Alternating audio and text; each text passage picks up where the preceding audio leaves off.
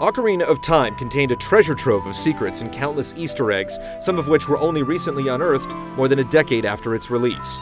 We here at GT are just now scratching the surface of the gold-coated cartridge's many myths, but it's time to shed some light on a murky topic that's been obscured by the mists of time. Back in 1998, Ocarina of Time's launch was apparently not without controversy. According to several sources and still widely cited as fact, Nintendo decided to alter the original Fire Temple theme to remove chanting that resembled a specific Muslim prayer in later versions of Ocarina of Time's code, in response to public outcry from the Islamic community.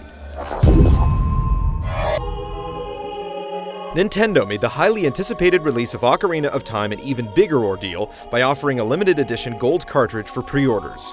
Those not lucky enough to snag a copy were stuck with the standard gray cartridge release.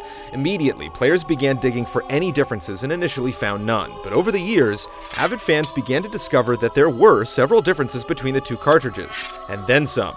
It took a while, but these dedicated players pieced together all the variations and constructed a comprehensive log of the multiple versions across all territories. During this process, it was discovered that two versions of the music heard in the Fire Temple existed. A quick search of the internet reveals that the backlash from the Muslim community was the culprit. The story goes that the chanting in the song resembled lines from a Muslim prayer.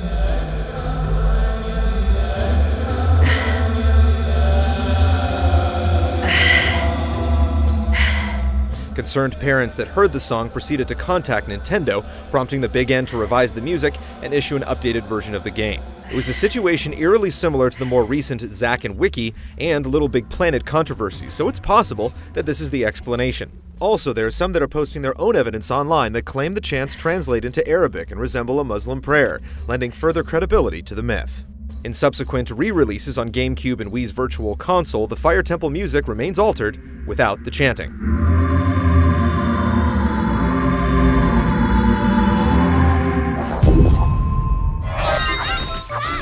Not too long ago, an inside source came to Game Trailers to point out something that almost everyone had overlooked for 12 years. We decided to take their information and put it to the test to see if it proved or debunked the popular belief about why the Fire Temple music was changed. Before doing this, though, we want to make a few facts clear. First, the following are the first ever release dates of Ocarina of Time in every major territory. It's also important to note that according to every published guide and log available online, the chanting in the Fire Temple is present in versions 1.0 and 1.1, but altered in version 1.2, and all subsequent re-releases on GameCube and the Wii's Virtual Console. A code on a sticker below the Nintendo logo on an N64 cartridge determines which version of the game is inside. With all this in mind, we can proceed with verifying our source's claim. In order to do this, we had to obtain multiple versions of Ocarina of Time for the Nintendo 64, and then use what's called the crooked cartridge trick to access the debug menu of each. The crooked cartridge trick requires you to simply pull the left side of your cartridge up slowly while holding down the right side. We do not condone or accept any responsibility for anyone using the crooked card trick. It could corrupt your save data or render your game unplayable. When the music becomes distorted and Link begins to flicker, stop moving the cartridge and look for a yellow bar to appear in the top left. From there, you can access the game's debug menu by inputting the following commands.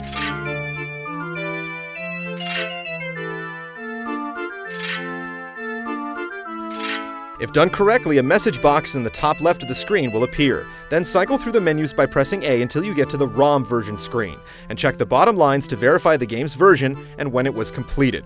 We did this on every single N64 version we could get our hands on, the original Japanese version, the 3 North American versions, and the European PAL version. Our findings revealed something truly the Fire Temple music, or not, gave us a ROM completion date prior to the earliest known release date of Ocarina of Time anywhere in the world. That means the Fire Temple chants were removed prior to the game being made commercially available, period.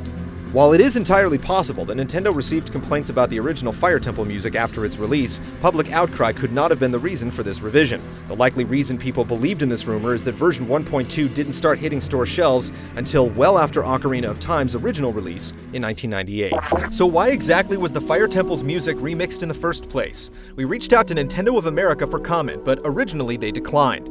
However, in the September 2001 issue of Nintendo Power, the editorial staff responded to an inquiry about the Fire Temple music by saying that the creators didn't want to offend anyone, and as a result, changed the choir effect that sounded like a Muslim chant.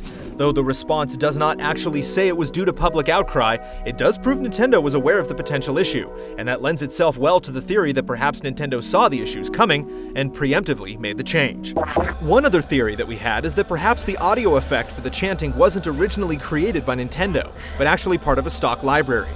What makes us suspect this is that the chanting heard in the original version of the Fire Temple actually appeared in other games.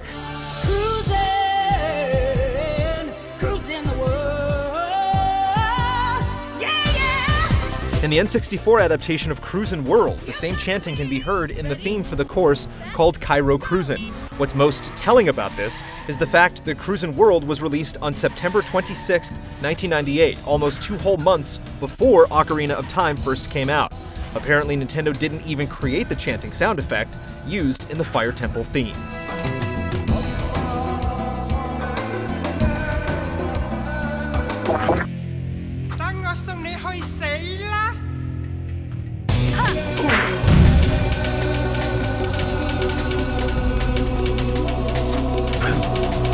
The same effects apparently also made their way into 2002's Kakuto Chojin Back Alley Brutal for the Xbox, in a track entitled Love-Hate Chant.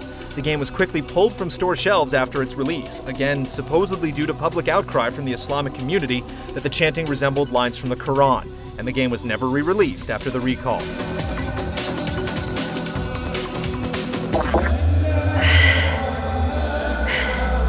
While it would probably take a direct statement from somebody involved in the production process of the game's soundtrack to completely verify this theory, the probable nail in the coffin comes from a recent response from Nintendo's customer service department. We inquired about the change, and this time we received a response.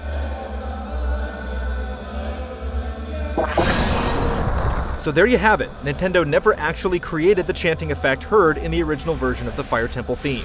And while it was ultimately changed because of the Islamic references, it was not due to public outcry, but rather a preemptive change to avoid controversy.